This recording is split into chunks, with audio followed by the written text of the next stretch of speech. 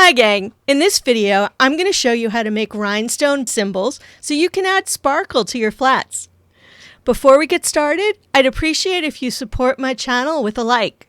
Now let's get to it.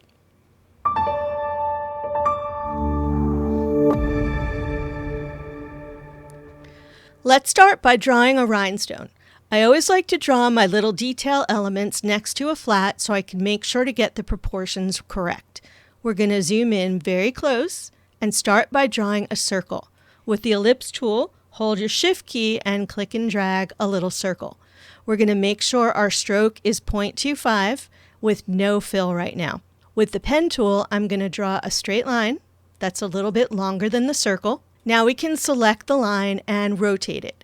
I need 6 slices and I don't know what the angle is going to be for that, so we're going to let Illustrator do the math. I'll double click on rotate and we are going to type in 360 divided by 6, and that's going to figure it out for us. We'll click copy and then duplicate one more time, which is Control or Command D. Now we've got the divisions we need.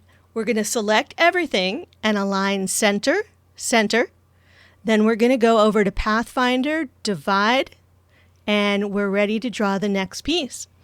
Back to our shape tools, we're going to grab our polygon tool and draw a 6-sided polygon, holding Shift and Alt.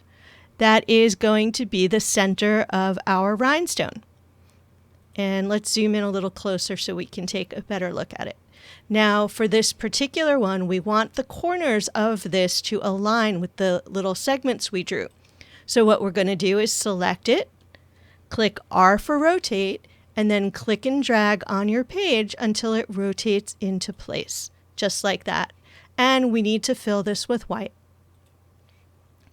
Now we can save this as is. Let's go to our symbols. We'll select it. Whoops. Control Z. I still had rotate on. Let's switch back to the black arrow. We can select this now. And actually, let's make sure that these are filled. We want all of it to be filled with white. We can select this and we can make a symbol out of it. And this is going to be our basic rhinestone. Click OK. Now I'd like to make a couple of others. I know this one is probably on the large side, so let's make a smaller version of this. And to do that, we're going to double click on scale.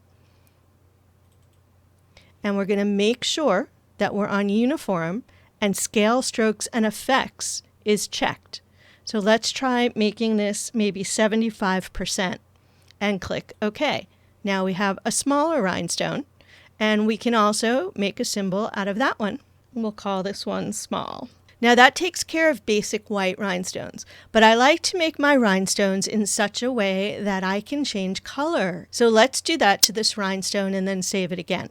We're going to select it, right click, and break link to symbol. Ungroup everything, and we are going to give this some color.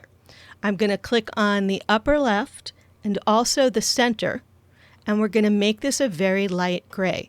So we're going to open up our swatches, and I'm going to use the lightest gray color option. And then we're just going to pick other ones and make them random shades of gray.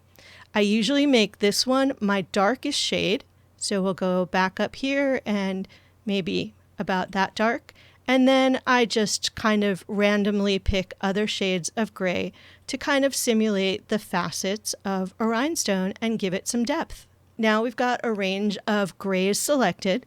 I'm going to select this, group it together, and we can go ahead and make a symbol out of this one as well. The symbol sprayer is over here. It looks like a little can of spray paint, and what you want to do is select the symbol you'd like to use. I'm going to make the brush a little smaller, and with the sprayer I can just scatter rhinestones all over my top. There are a few other things you can do with the symbol sprayer. You have the option of shifting symbols, so if anything is out of bounds and you need to shift it back in, you can use this to move individual pieces or groups. That will get you a nice spattering of rhinestones on your garment. If you learned something new, please give this video a like and watch for the upcoming video on adding bling with brushes. See you next time.